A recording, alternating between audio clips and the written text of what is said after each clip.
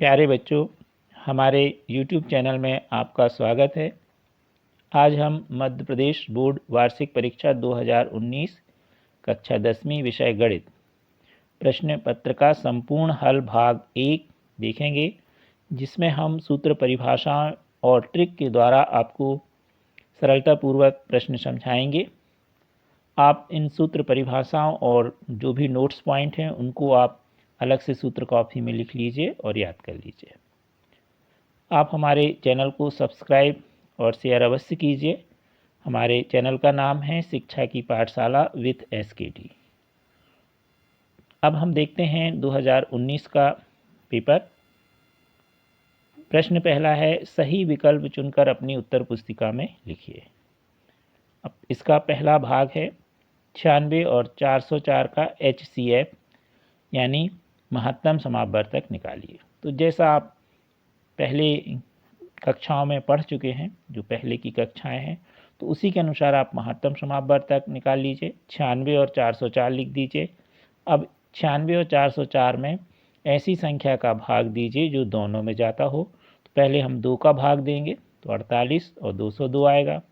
फिर इसमें फिर से 2 का भाग जाता है तो हम भाग देंगे तो 24 और 101 आएगा। अब 24 और 101 में कोई ऐसी संख्या नहीं है जो दोनों को विभाजित करती हो, तो महत्तम समापवर्तक होगा 2 गुणे 2, यानी इसका सही उत्तर होगा B 4। अगला प्रश्न है, यदि द्विघात बहुपद ax² plus bx plus c के शून्यांक अल्फा और बीटा हैं तो अल्फा इंटू बीटा का मान ज्ञात कीजिए। तो द्विघात बहुपद या द्विघात समीकरण में अल्फ़ा और बीटा के बीच जो संबंध होता है वो हमने यहाँ लिख दिया है नोट पॉइंट में, आप इसे लिख लेना। द्विघात समीकरण ax² plus bx plus c बराबर 0 में यदि मूल अल्फ़ा और बीटा हैं तो अल्फ़ा धन बीटा यानी मूलों का योगफल बराबर होता है ऋण b/a और मूलों का गुणनफल अल्फ़ा इंटू बीटा बराबर होता है c/a। अब यहाँ पर अगर हम समीकरण की जगह द्विघात बहुपद बोलेंगे तो हम अल्फ़ा और बीटा को शून्यांक बोलेंगे, यानी शून्यांकों का योगफल होगा ऋण b/a और गुणनफल होगा c/a। तो यहाँ पर हमें अल्फ़ा इंटू बीटा यानी गुणनफल बताना है, तो स्पष्ट है इसका सही उत्तर होगा A नंबर वाला c/a। तीसरा प्रश्न है, बहुपद x वर्ग ऋण 3 के शून्यांक ज्ञात कीजिए। तो जब भी आपको शून्यांक निकालना हो तो हम जो भी हमको बहुपद दिया उसके बराबर में हम 0 लिख देंगे और हल कर लेंगे। तो x वर्ग ऋण 3 बराबर 0, ऋण 3 का पक्षांतर कर दीजिए तो x वर्ग बराबर मिलेगा 3। अब हम जब वर्ग का निशान बाएं तरफ से या दाएं तरफ से हटाते हैं तो दूसरे पक्ष में हम वर्गमूल का निशान लगाते हैं। यहाँ पर बाएं पक्ष से हम वर्ग का चिन्ह हटाएंगे तो दाहिने पक्ष में आ जाएगा वर्गमूल 3, और जब वर्गमूल आएगा तो हम धन ऋण का चिन्ह लगाएंगे। इससे हमें 2 उत्तर मिलते हैं, यानी वर्गमूल में हमेशा 2 उत्तर आते हैं। अब 3 का वर्गमूल होता नहीं तो यही उत्तर हो जाएगा धन ऋण वर्गमूल 3। तो इसका पहला उत्तर होगा A। अब इसी का हम चौथा प्रश्न देखें। समीकरण a1x धन b1y धन c1 बराबर 0 और a2x धन b2y धन c2 बराबर 0 के लिए 3 शर्तें होती हैं। एक शर्त हमको दी गई है और उसमें से हमें देखना है कि यह जो शर्त दी गई है किसके लिए है। तो हम तीनों शर्त आपको बता रहे हैं और ये 3 प्रकार से लिखी जाती हैं। हम तीनों प्रकार से आपको बता रहे हैं, अब आप ये लिख लेना। तो सबसे पहले हम देखें पहली शर्त, a1/a2 बराबर b1/b2 बराबर नहीं c1/c2। यदि यहाँ ये जो 2 बराबर के निशान लगे, यदि बराबर नहीं c1/c2 हो तो उस स्थिति में समीकरण निकाय का कोई हल नहीं होगा। अब इसी की दूसरी परिभाषा ही बता दें, जब कोई हल नहीं होगा तो रेखाएं समांतर होंगी, और इसी को हम समीकरण को असंगत भी बोलते हैं। तो 3 शब्दों का हमने इसमें प्रयोग किया। इस शर्त के लिए कोई हल नहीं होगा, रेखाएं समांतर होंगी और समीकरण असंगत होंगे। अब दूसरी शर्त देखें, a1/a2 बराबर b1/b2 बराबर नहीं C1/C2। तो यहाँ पर बराबर नहीं की जगह हम बराबर कर दें, तो बराबर C1/C2। तो अगर दोनों जगह बराबर का चिन्ह है तो उस स्थिति में समीकरण के अंततः अनेक हल होते हैं और रेखाएं संपाती होती हैं। अब तीसरी शर्त देखें हम, यदि A1/A2 बराबर नहीं B1/B2, उसके बाद यहाँ बराबर C1/C2 रहे या ना रहे, सीधी सी बात, अगर A1/A2 बराबर नहीं है B1/B2 तो उस स्थिति में समीकरण का अद्वितीय हल होगा और ऐसे में रेखाएं प्रतिच्छेदी होंगी और इसे हम समीकरण को संगत भी कहते हैं। जो भी समीकरण ऐसे हैं उन्हें हम क्या बोलते हैं? संगत। तो हमने तीनों शर्तें आपको बता दी, अब यही चीज़ आप लिख लीजिएगा। तो यहाँ पर इसका उत्तर बी होगा। अब देखें हम पांचवा प्रश्न, x ऋण 2y बराबर 0 और 3x धन 4y ऋण 20 बराबर 0 में रेखाएं कैसी होंगी। तो अभी हमने ऊपर वाले प्रश्न में बता दिया कि रेखाएं हम कैसे देखते हैं। पहले हम इसमें शर्त देखेंगे। तो हम शर्त A1/A2 के रूप में देखेंगे, क्योंकि वस्तुनिष्ठ है तो हम शॉर्ट में आपको बता रहे हैं। तो हम इसके गुणांक लेंगे, तो 1/3 A1/A2 आ गया बराबर ऋण 2/4 ये आ गया। अब C1/C2, यहाँ C1 नहीं है तो 0 पढ़ेंगे, 0/20। अब हम देखें ये कटते हैं तो काट दीजिए, तो यहाँ पर आया ऋण 1 और बटे में आया 2। अब देखिए 1/3 ऋण 1/2 के बराबर नहीं है, तो हम यहाँ पर बराबर नहीं का निशान लगा देंगे। और अभी हमने ऊपर वाले प्रश्न बताया कि जब यहाँ बराबर नहीं हो तो उस स्थिति में कैसे होते हैं समीकरण? अद्वितीय हल। और अब अद्वितीय हल होंगे तो ऐसी स्थिति में रेखाएं कैसी होती हैं? प्रतिच्छेदी। तो इसलिए इसका सही उत्तर होगा ए नंबर का, रेखाएं प्रतिच्छेदी होंगी। अब हम देखेंगे प्रश्न दूसरा, रिक्त स्थान की पूर्ति कीजिए। पहला प्रश्न है, एक द्विघात समीकरण ax वर्ग धन bx धन c बराबर 0 में कोई वास्तविक मूल नहीं होते। तो इसकी भी हम पहले तीनों शर्तें आपको बता दें, फिर खाली स्थान देखें। तो यदि जो द्विघात समीकरण है इसमें पहली शर्त है कि b² - 4ac यदि 0 से बड़ा है, यदि क्या है? 0 से बड़ा, तो उस स्थिति में मूल वास्तविक और अलग अलग होंगे। दूसरी शर्त है b² - 4ac बराबर 0, तो उस स्थिति में मूल वास्तविक और बराबर होंगे। तीसरी स्थिति है b² - 4ac छोटा है 0 से, यानी ऋणात्मक, तो उस स्थिति में मूल वास्तविक नहीं होते। तो यहाँ पर कहा गया है मूल वास्तविक नहीं होते, इसलिए हम यहाँ लिखेंगे b² - 4ac छोटा है 0 से। तो ये तीनों शर्तें जो हमने बोल के बताई उनको आप लिख लीजिएगा। दूसरा प्रश्न है, समीकरण 3x वर्ग ऋण 2x धन 1/3 बराबर 0 में विविक्त कर निकालिए। तो ये जो b² - 4ac होता है यही विविक्त कर कहलाता है। तो यहाँ पर हम ABC के मान निकाल लेंगे और इस सूत्र में हम मान रखेंगे। हम सीधे मान रख रहे हैं, तो b का मान है यहाँ ऋण 2, तो हम ऋण 2 का वर्ग लिख देंगे। ऋण 4 यहाँ से लिख देंगे सूत्र से। a का मान यहाँ पर कितना है? 3, तो 3 कोष्टक में लिख देंगे। c का मान कितना है? 1/3, तो ये भी हम कोष्टक में लिख देंगे। अब देखिए ऋण 2 का वर्ग जब आप हल करोगे तो आएगा 4, 3 से 3 कट जाएंगे तो आ जाएगा ऋण 4, 4 ऋण 4, तो कितना आ गया विविक्त कर? 0। इसका उत्तर होगा 0। अगला है समांतर श्रेणी 3/2, 1/2, ऋण 1/2 आदि डैश डैश। इसमें आपको क्या निकालना है? सर्वांतर। सर्वांतर कैसे निकालते हैं? दूसरे पद में से पहले पद को घटा दीजिए, यानी 1/2 में से 3/2 को घटा दीजिए। हमने घटा दिया। अब इसको हल कर लीजिए, तो लघुत्तम 3 आएगा, ऊपर आएगा 1 ऋण 3, तो आएगा ऋण 2/2। हल करने पर आपको काटने पर आएगा ऋण 1। अगला है, किसी प्रयोग की सभी प्रारंभिक घटनाओं की प्रायिकता का योग, तो उत्तर आएगा 1। प्रायिकता का मान 0 और 1 के बीच होता है, तो सभी घटनाओं की जब हम प्रायिकता जोड़ेंगे तो उसका मान 1 आता है। अब हम देखें कोण थीटा के लिए त्रिज्य खंड का क्षेत्रफल। तो त्रिज्य खंड का क्षेत्रफल का सूत्र होता है क्षेत्रफल बराबर थीटा बटे 360 गुणे पाई आर स्क्वायर।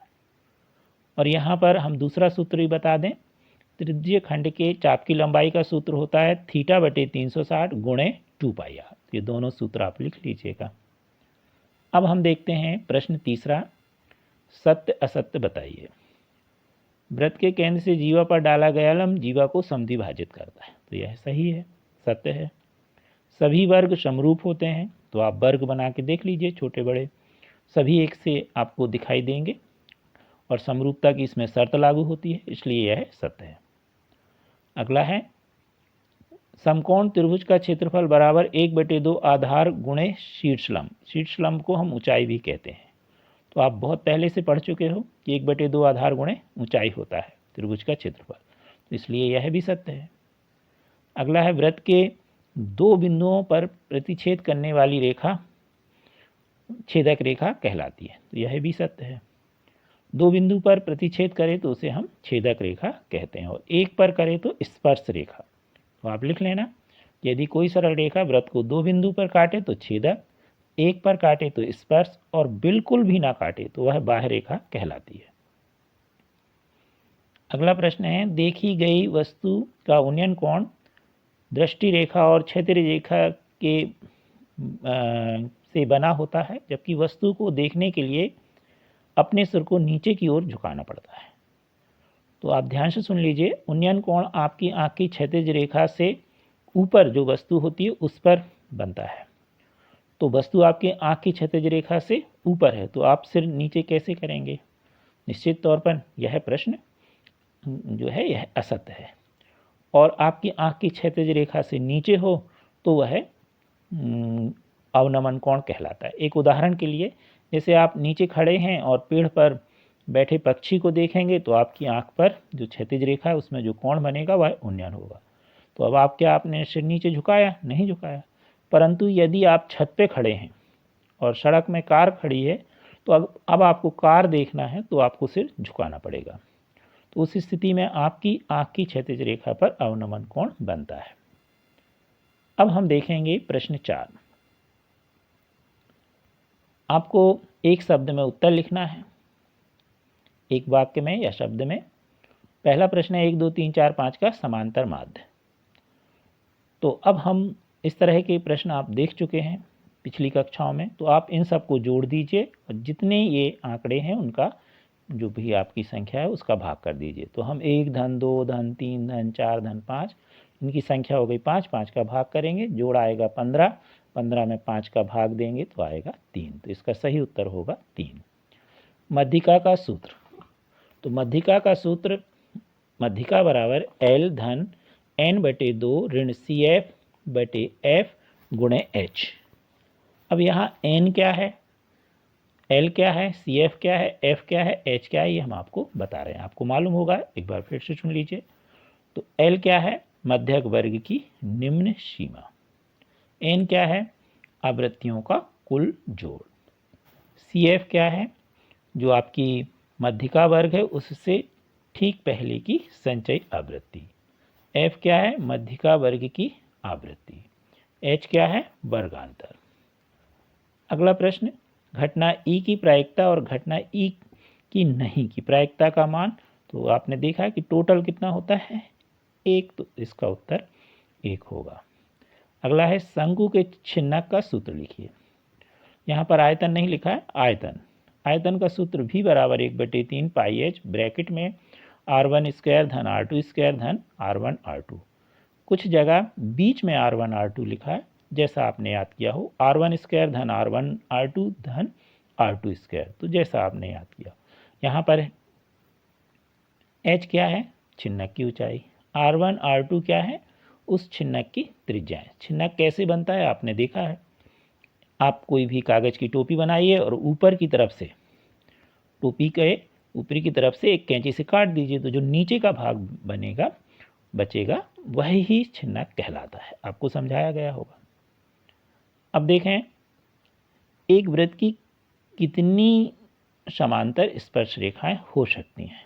तो एक वृत्त पर कितनी समांतर स्पर्श रेखाएं हो सकती हैं? तो अधिकतम 2। अब प्रश्न 5वां देखेंगे हम।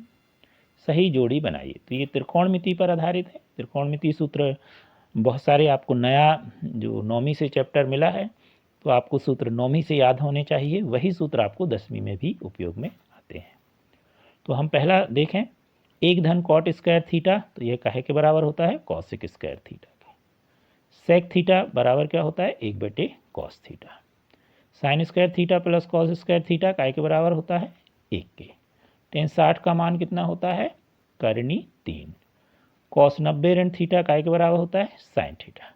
तो आप त्रिकोणमिति में बहुत सारे सूत्र हैं, तो आप उन सभी सूत्रों को अलग से लिखें और याद कर लीजिए। अब हम देखते हैं अति लघु उत्तरीय प्रश्न। यह आपके 2-2 अंक के आएंगे। तो अब पहला प्रश्न है, संख्या 6 और 20 के अभाज्य गुणनखंड विधि से HCF और LCM ज्ञात कीजिए। महत्तम और लघुत्तम समावर्त। 6 के हम अभाज्य गुणनखंड निकालें तो 2 × 3 आएंगे। 20 के आएंगे 2 × 2 × 5। अब हम HCF निकालें तो दोनों में देखें कि कौन से अभाज्य गुणनखंड आते हैं, तो दोनों में 2 है, तो इसका महत्तम समावर्तक होगा 2। अब लघुत्तम देखें तो पहले जो दोनों में आता है उसको हम जोड़ी में से 1 लिख लें। अब देखिए जोड़ी में अगर हम इसको ले लें तो अब यहाँ से क्या बचा? 2 बचा, 3 बचा, 5 बचा, इसको भी साथ में लिख दें। तो हमारा होगा 2 × 2 × 3 × 5, गुणा करने पर आएगा 60। तो लघुत्तम आएगा 60। अब देखेंगे हम प्रश्न 6वां, अथवा। हर प्रश्न में अथवा है। तो अब हम देखें 6, 72, 120 के अभाज्य गुणनखंड विधि से HCF निकालिए।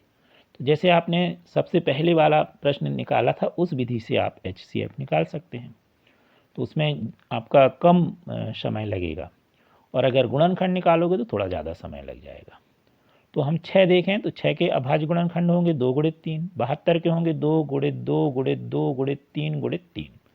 120 के होंगे 2 × 2 × 2 × 3 × 5। अब इन तीनों में देखिए कौन सा ऐसा कॉमन फैक्टर है, गुणनखंड है जो सभी में है। ध्यान से देखिए 2 सभी में है तो 2 आ जाएगा। अब ध्यान से देखिए 3 सभी में है तो 3 आ जाएगा। तो इसका हो जाएगा 2 × 3 × बराबर 6। तो महत्तम समावर्तक होगा 6। लघुत्तम नहीं निकालना है, इसमें नहीं लिखा है, लेकिन हमने निकाल दिया है, तो आप लघुत्तम निकाल लीजिए। अब देखें हम प्रश्न 7वां। एक द्विघात बहुपद जिसके शून्यांक का योगफल और गुणनफल क्रमशः ऋण 3 व 2 है, तो आपको बहुपद ज्ञात करना है। तो हम मान लें कि जो द्विघात बहुपद है ax² + bx + c, इसके शून्यांक हैं अल्फा और बीटा। तो अब इसमें दिया है योग और गुणनफल ऋण 3 व 2 है। तो सबसे पहले हम लिख दें योग अल्फा धन बीटा बराबर ऋण b/a, बराबर कितना दिया है? ऋण 3, तो ऋण 3 लिख दें। अब इसे हम बटे में लिख दें। अब बटे में कुछ नहीं है तो आप जानते हैं 1 होता है, तो हम इसी को लिख सकते हैं बराबर ऋण 3/1। अब हम शून्यांकों का गुणनफल देखें, अल्फा × बीटा बराबर c/a, और ये कितना दिया है? 2। इसे भी हम भिन्न के रूप में लिख दें तो 2/1। अब यहाँ पर ये जो आपने भिन्नात्मक रूप निकाला है, इसमें ये ध्यान से देख लें कि दोनों के हर एक से होने चाहिए। यहाँ पर हैं, यदि ना हो तो आप तुल्य भिन्न निकाल लीजिए, और तुल्य भिन्न निकाल के इनके पहले हर बराबर कर लें, फिर आप ABC निकालें, नहीं तो आपका सवाल गलत हो जाएगा। तो यहाँ पर हर समान है। अब हम इस सूत्र से ABC के मान निकालेंगे। तो सबसे पहले हम A का मान निकालें। तो देखिए यहाँ पर A का मान 1 है और इसमें भी A का मान 1 है, तो ये बराबर होना जरूरी है। तो A का मान 1 आ गया। B का मान, यहाँ ऋण B बराबर है ऋण 3, तो ऋण ऋण छोड़ दीजिए, तो B बराबर कितना हो जाएगा? 3। C का मान कितना हो जाएगा? 2। तो ये हमने तुलना की और हमने ABC के मान निकाले। अब जो हमने शुरू में द्विघात बहुपद ax² + bx + c माना था, इसमें हम ABC के मान रख दें। यहाँ पर A का मान हम 1 रख दें, B का 3 और C का 2। ध्यान रहे अगर ऋण रहे तो कोष्टक में रखें और फिर कोष्टक को हटाएं। अब गुणांक किसी भी चर के आगे अगर गुणांक 1 है तो उसको लिखते नहीं है, तो इसको छोड़ दें, तो हो जाएगा x वर्ग धन 3x धन 2। अब व्यापक रूप में भी हम इसको लिख सकते हैं, और जब भी इस तरह से कोई मान आए तो उसके बाजू में हम k यानी कोई स्थिरांक का हम गुणा कर देंगे, और उससे गुणा करने पर हम उस वास्तविक k को, हम स्थिरांक को वास्तविक संख्या मानते हुए इसमें अगर हम गुणा करेंगे तो उनके लिए भी हमें यही शर्त मिलेगी, मूलों का योगफल और गुणनफल हमको इतना ही मिलेगा। तो ये उसका वास्तव में व्यापक रूप के अंतर्गत आता है। अब हम देखते हैं प्रश्न 7वां। अथवा यहाँ पर आपको दिया है 2x वर्ग धन 3x धन 1 को x धन 2 से भाग दीजिए। हम भाग की बहुत सरल विधि आपको बता रहे हैं, आप ध्यान से देखिए, समझिए, और फिर आप सभी भाग के सवाल कीजिए। और यदि आपको लगे कि अभी हमसे भाग नहीं बनता तो आप हमें व्हाट्सएप पर मैसेज कर सकते हैं या यूट्यूब में लिख के, तो हम आपको उसका उत्तर भी भेजेंगे, क्योंकि बहुत सरल ढंग से हम आपको बता रहे हैं। आप ध्यान से देखिए और इसी विधि से आप करिएगा।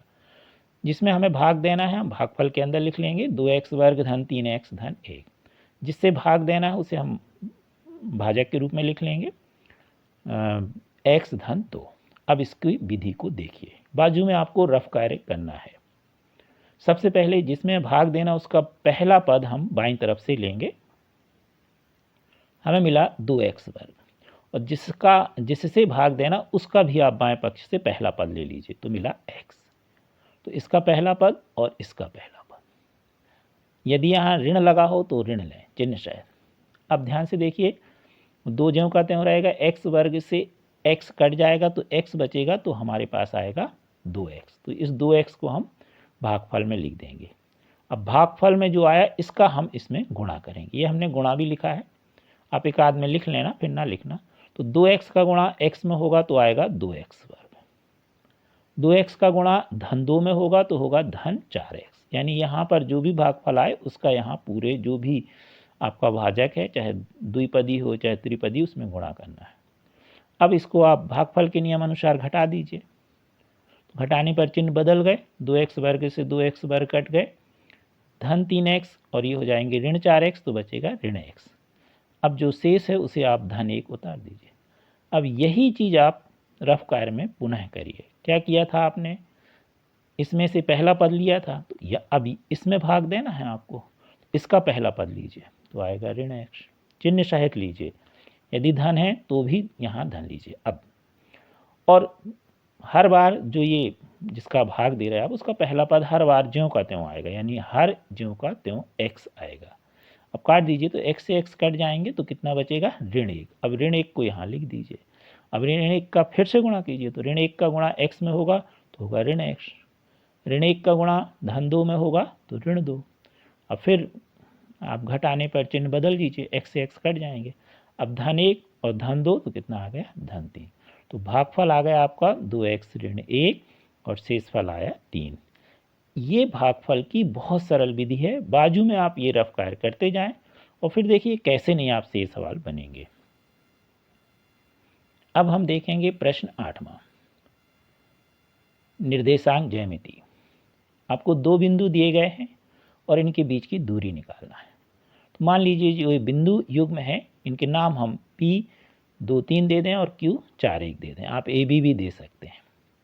अब बिंदु PQ के बीच की दूरी का सूत्र आपको याद होगा, और सूत्रों को आप जरूर लिख लीजिए और याद कर लीजिए। तो PQ की बिंदु के बीच की दूरी का सूत्र है वर्गमूल x2 ऋण x1 का पूर्ण वर्ग धन y2 माइनस y1 का पूर्ण वर्ग, या हम इसको अंग्रेजी में बोलें तो हम बोलेंगे y2 माइनस y1 का होल स्क्वायर। अब यहाँ पर x1 x2 क्या है, तो पहला वाला जो बिंदु है ध्यान रहे PQ, तो P को हम मानेंगे x1 y1 और Q को मानेंगे हम x2 y2। यदि QP हो जाएगा तो उल्टा हो जाएगा, परंतु आप जब QP भी लिखोगे तो आपको लगभग एक सा उत्तर मिलेगा, क्योंकि दूरी है और दूसरा यहाँ पर वर्ग है तो आपको एक सा उत्तर। लेकिन ध्यान रहे कि जो पहले बिंदु है उसे आप x1 y1, दूसरे को आप x2 y2 माने। अब यहाँ पर लिखा x2 माइनस x1, तो x2 यहाँ कहलाया 4 और यहाँ कहलाया x1 2, तो 4 ऋण 2 का पूर्ण वर्ग धन y2 कहलाया 1, y1 कहलाया 3, तो 1 ऋण 3 का पूर्ण वर्ग। 4 में से 2 गए तो 2 का वर्ग और यहाँ बचा ऋण 2 धन कोष्टक में ऋण 2 का वर्ग। अब हल कर लीजिए, 2 का वर्ग 4, ऋण 2 का वर्ग भी 4 होता है। ध्यान रखें, ऋणात्मक संख्या का वर्ग धनात्मक होता है, क्योंकि ऋण ऋण का गुणा होकर धन हो जाता। 4 धन 4 हो गए 8, तो PQ बराबर आया वर्गमूल। अब 8 का पूर्ण वर्ग तो किसी का नहीं है, तो इस स्थिति में जो भी आपको ऐसा रहे तो उसके निकाल लीजिए गुणनखंड।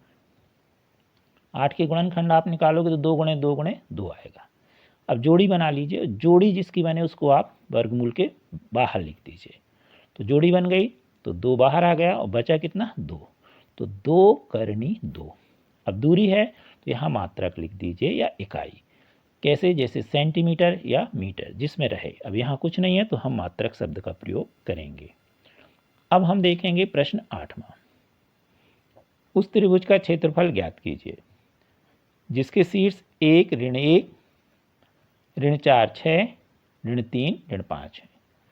तो जैसे आपने पिछले प्रश्न में आपने PQ माना था, यहाँ पर हम ABC मान लेंगे और इन बिंदुओं को हम मान लेंगे कि A है 1 ऋण 1, B है ऋण 4 6 और C है ऋण 3 ऋण 5। अब इसी से हम x1 x2 x3 y1 y2 y3 इनमें से देख करके हम मान को लिख लेंगे। अब त्रिभुज ABC का क्षेत्रफल का सूत्र आपको याद होना चाहिए निर्देशांक ज्यामिति में। 1/2 x1 कोष्टक में y2 minus y3 plus x2 कोष्टक में y3 minus y1 plus x3 कोष्टक में y1 माइनस y2, फिर पूरा बड़ा कोष्टक बंद। अब इसमें आप मान रख दीजिएगा। तो हमने यहाँ पर मान रखे हैं, ऋण के मान हैं तो हम उसे कोष्टक में रखेंगे। तो सावधानी पूर्वक हमने यहाँ x1 y2 माइनस y3 ये मान रखे हमने। x1 का मान 1, y2 का मान 6, फिर ऋण लगाया। अब यहाँ y3 का मान ऋण 5 था, इसलिए हमने कोष्टक लगाया, छोटा कोष्टक, और साथ में हमने मध्य कोष्टक भी दे दिया। तो आप बड़े आराम से इसमें देखिएगा, मान रखें। अब मान रख के हमने सावधानी पूर्वक इसको हल किया, तो आप देख सकते हैं, आराम से देखते जाइएगा। और हल करने पर हमें मिला 11 ऋण 4 कोष्टक में ऋण 4 धन 21। अब इसको और हल किया तो 1/2 ज्यों का त्यों रहेगा, तो 32 धन 16, 32 में 16 को जोड़ा हमने तो कितना आ गया आपका 48। 48 में 2 का कर दीजिए भाग, तो आपका 48 में 2 का भाग करने पर आया 24। तो जो त्रिभुज है उसका क्षेत्रफल आपका आएगा 24 वर्ग इकाई। अब यहाँ वर्ग इकाई क्यों लिखा है तो आप जानते हैं, मैं आपको एक बार बता देता हूँ, आप नोट पॉइंट में लिख लीजिए। क्षेत्रफल, संपूर्ण पृष्ठ, वक्र पृष्ठ, ये जो भी हैं इनकी इकाई होती है वर्ग में, यानी वर्ग सेंटीमीटर या वर्ग मीटर या मीटर। और यदि हम कहें आयतन, तो आयतन की इकाई होती है घन में, यानी घन सेंटीमीटर, घन मीटर इत्यादि। अब यहाँ पर हम मात्रक नहीं दिया तो हम लिख देंगे वर्ग मात्रक या वर्ग इकाई, और सेंटीमीटर होता तो हम लिखते वर्ग सेंटीमीटर। आज आपने 2019 का पेपर देखा, भाग 1। आशा है आपको समझ में आया होगा। आप हमारे चैनल को शेयर सब्सक्राइब अवश्य कीजिए। Thank you.